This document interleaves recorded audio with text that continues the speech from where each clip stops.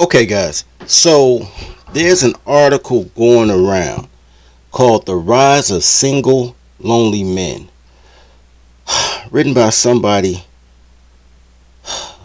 with a psychology degree. If you, I'm gonna link it to the description, man. What the thing I did about people with PhDs, man, they just dumb people with. They need something to do. But this has become a trend on my timeline on the Blue app. So let's read this out, and I'm gonna tell you why it's dumb. Okay, so the rise of single lonely men, dating apps, and a drastically changing relationship landscape. Remember this word relationship. Remember this word single. And I'm gonna break down this. This is if you are lonely. If you're lonely, it's your fault. You can be single and still have fulfilling relationships. But let's get into it. Key points: dating opportunities for heterosexual men are diminishing as healthy relationship standards change. Healthy relationship standards. That's bananas. That's a very effeminate word, yo. Anyway, men represent approximately 62% of dating app users, lowering their chances for matches. Men need to address skill deficits to meet healthier relationship expectations. This is some bull, and he looks real questionable himself, like he go both ways. But anyway, younger and middle-aged men are the loneliest they've been in generations, and it's probably going to get worse. This is not the typical rosy view of relationships, but a reality nonetheless. Over the last 30 years, men have become a larger portion of that growing group of long-term single people. And while you don't actually need to be in a relationship to be happy, men typically are happier and healthier when partnered.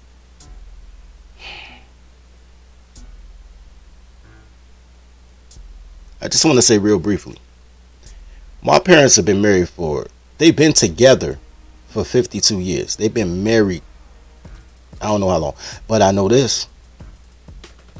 Seeing my parents, my uncles, my older sisters on their second and third marriages and all type of shit, bro, you are not happier and healthier with these goofy bitches. I will also say that every decade since the 1950s, the marriage rate for Tonys, for coloreds, has gone down 10%. So you started in 1950 at 93%, then 80s, then 70s, then 60s. Now you're at 26%, but that's only because the boomers are alive. Because once the boomers die, you'll be under 9%. Only 9% of women under the age of 55 are in their first marriage. So you in a 1 in 10 chance already, and it's projected by 2030 for the marriage rate to be 0 for the coloreds. Well, 2%.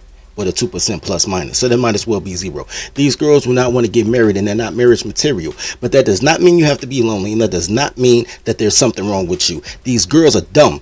They just do shit. They don't know shit. But let's continue this.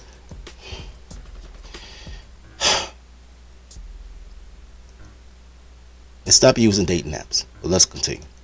Dating apps. Okay. Now, relationship standards.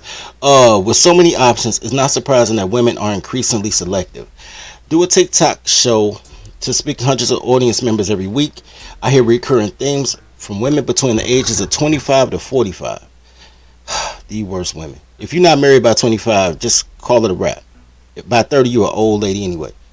Skill deficits. For men, this means a relationship skills gap that, if not addressed, will likely lead to fewer dating opportunities, less patience for communication skills, and longer periods of being single. The problem for men is that the emotional connection is the lifeblood of healthy, long-term love. Emotional connection requires that all the skills that families are still not consistently teaching their young boys. When they say families, they mean single mothers, by the way. While there's probably no chance of stemming the rising tide of unintentional single men, there's good news. And the good news is the Dirty Folks Podcast. Welcome to the motherfucking daycare. Let me tell you something, guys. You are 80% of every relationship. You know how I know you 80% of every relationship. And if you single, it's fine to be single. Because if you date women, these whores are horrible. But if you're lonely, it's your fault. Because relationships, the key in here is relation. How you relate to other people. The irony of this is I'm really on my way out the door to go to my boy's birthday party. On a Thursday, on a work day, it's 50 people in his backyard. enjoying themselves. Yesterday we just left a live concert. I have real life friends. Stay off the dating apps. If you don't have real life friends, that's because your mother told you don't trust these dudes. Men are bad because your mom ain't shit. Men are awesome. Find you some fucking friends. When it comes to companionship, the irony of this companionship shit is that women don't get along with each other. Women are horrible companions. It takes men to settle down women. That's why girls be like, all my friends are men. I don't fuck with girls. And then be like, why all my male friends trying to fuck me? Girls are dumb. Don't listen to this shit, bro. You can have healthy, fulfilling relationships with any dude. Pause. There's people in jail that have roommates and they cool with their cellmate just platonically. Don't get onto some jailhouse gay shit. Just they chop up, make dips, talk about shit, play checkers, and they make the time go past for years. Be cool as shit. Men are the backbone of relationships. Women want romance. They don't want relationships. And the irony of an old motherfucker telling you that young men are lonely because they don't have a woman when they the generation of motherfuckers that sleep in separate bedrooms. Boomers are the generation of motherfuckers that stay married because it's cheaper to keep her, but they sleep in separate bedrooms. Your room when you were a kid, when you moved out, your mama moved in your room or some goofy shit like that. Your dad moved to the den. They just together, and I can prove it because that's what these bitches really want.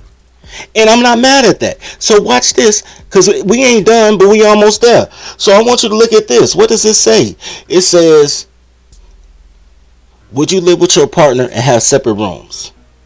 This young lady says, I think that whole getting married and having separate rooms make things make so much sense. Let me tell you something, guys.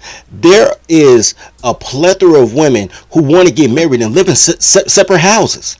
These bitches don't want to be next to you because they horrible people and you shouldn't want to be next to them.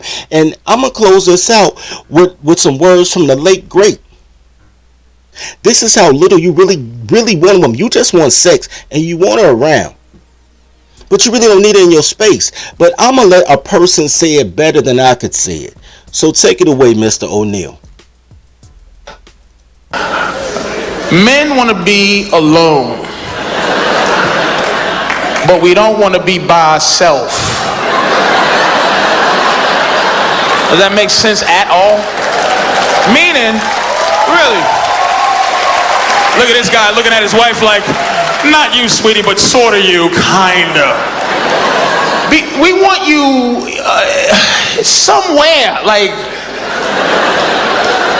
in the dwelling, just not here, like just like around the corner, in the vents. You can sit in the vent, I don't care if you want to watch me, but in the on the roof, anywhere, but just not in front of me, trying to be my friend. What you do? Toddler tales are crazy stories that could only happen to me. Each tale is endorsed by Toddlerology and the Marry Your Secretary courses. In a world where toddlers are only loyal to her employer, learn the skills needed to train your toddler to work at your relationship like she works at her job. There's courses for every level of your relationship status, including polygamy. Need support? Join scheduled study groups with other Toddlerology members. Click the link below. And now, back to today's story.